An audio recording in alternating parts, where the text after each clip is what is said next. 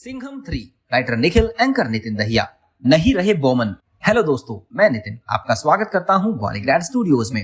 हम आपको बता रहे थे सिंघम 3 की कहानी के बारे में, तो चलिए बढ़ाते हैं उस कहानी को आगे।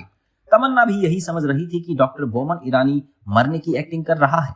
जब वो इस तरह से गिर गया तो उसके मुंह से भयानक चीख निकल पड़ी।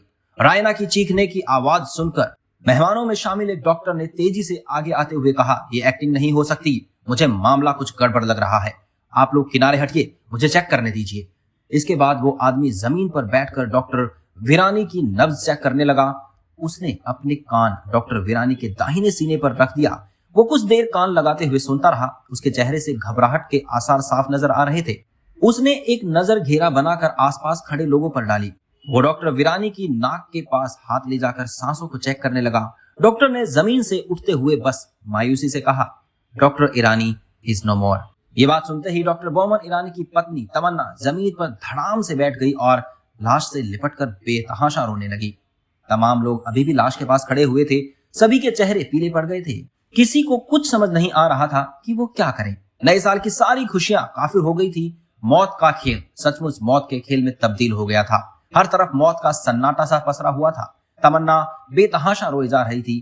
कुछ देर बाद मेहमानों में शामिल कुछ अन्य महिलाएं बैठकर उसे सांत्वना देने लगी। तमाम लोग अभी भी वही जड़ खड़े थे। ऐसा लगता है कि जैसे सभी पत्थर हो गए हों। यहाँ तक कि किसी में हिलने तक की ताकत नहीं बची थी। उनका एक साथी अब इस दुनिया में नहीं था। डॉक्टर ईरानी बड़ा खुश मिजाज आदमी था। उसे कभी किसी ने नाराज होते नहीं देखा। हमेशा हंसते हुए ही लोगों से मिलता था। इतनी उम्र हो जाने के बावजूद वो अपनी इसी खुशमिजाजी की वजह से नौजवानों में भी आसानी से घुल मिल जाता था। यही वजह थी कि उसकी मौत का सदमा हर किसी को था। वनिता एक कोने में खड़ी सिगरेट पी रही थी। उसका चेहरा एकदम सपाट था। चेहरे पर किसी तरह के कोई भाव नहीं थे। ऐसा लगता था जैसे उसे पता ही ना हो कि डॉक्टर वीरानी अब इस दुनिया में नहीं रहे।